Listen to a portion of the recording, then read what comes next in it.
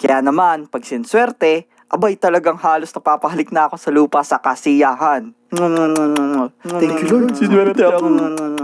Guard, may baliw! Ngayon, gusto ko lang ikwento ang ilan sa mga masaswerteng pangyayari sa aking buhay na masasabi kong nagsalba sa akin mula sa kamatayan. Sayang. Okay. Di naman talaga kamatayan. Pinch moments lang. First swerte moment. May time nung elementary na pauwi na ako galing school at di ko napansin na ubos na pala ang pera ko. Bakit? May nagnakaw siguro, di ko alam. Hi crush. Gusto mo ilibre kita?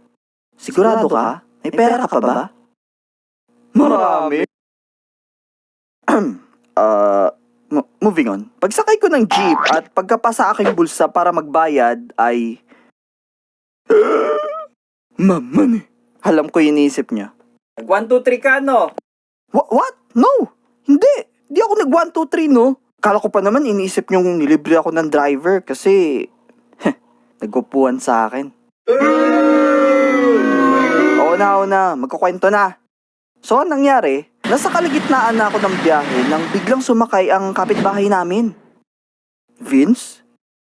Tita? Vince? Tita? Vince? Tita? Vince? Tita? Vince? Naknang, ano ba? Teka, pauwi na rin po kayo? Oo, pauwi na ako. Bed ka na ba? Nako tita, di pa nga po eh.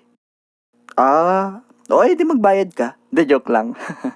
Panira. Di ka pa bayad? Libre na kita. O diba? Swerte. Second swerte moment ay nangyari nung high school naman ako. Yung group namin ay magre-report nun. Dahil nga sa masipag ako ay hindi ko patapos yung sa akin syempre. 6 kami sa grupo at 5 ako sa magre-report.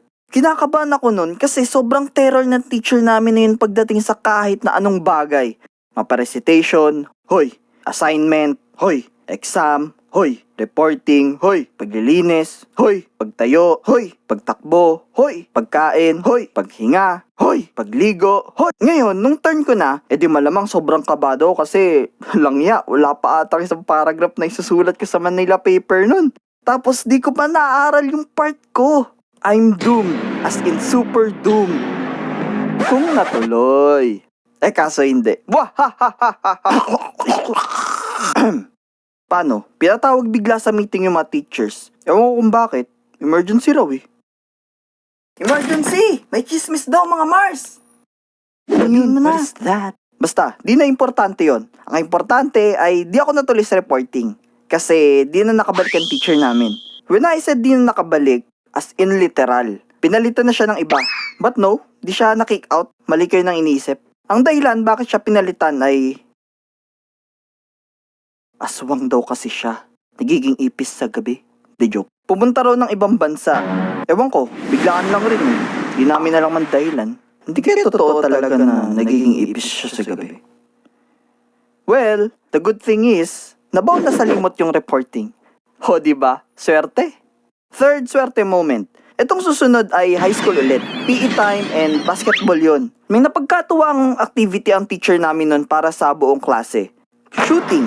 Isa-isa kaming bibigyan ng turn para mag-shoot. Pag nakatatlong sunod-sunod ka napasok ng shot, di mo na kailangan mag-take ng long quiz para sa susunod na linggo. Ang convenient kung sakaling magagawa mo, di ba? But at the same time, mahirap rin kasi unang-una, di naman ako